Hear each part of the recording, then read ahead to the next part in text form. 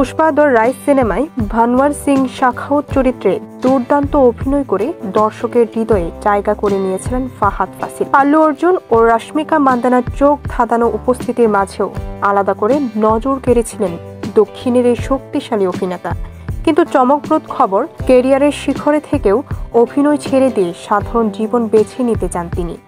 সম্প্রতি ভারতীয় গণমাধ্যমে দেওয়া এক সাক্ষাৎকারে ফাহাদ জানিয়েছেন, সিনেমার ঝলমলে দুনিয়া তাকে আর টানে না, বরং তিনি বার্সেলোনা শহরে ক্যাব চালিয়ে শান্তিপূর্ণ জীবন কাটাতে চান।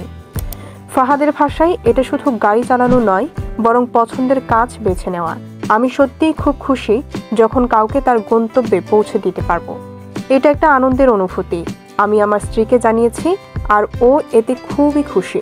ফাহাদের এই সিদ্ধান্ত অনেকটা ইরানি পরিচালক জাফর পানাহির ট্যাক্সি সিনেমার সঙ্গে মিলে যায়, যেখানে শহরের মানুষদের গল্প উঠে আসে এক ক্যাবের ভেতর দিয়ে।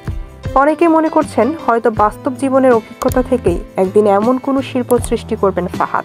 ভক্তদের জন্য এটি যতই বিস্ময়ের হোক, ফাহাদ জানিয়ে দিলেন তার সত্যিকারের সুখ লুকিয়ে আছে সাধারণ জীবনের পরশেই। ডেস্ক রিপোর্ট, খবরের দেশ, বিনোদন ডেস্ক।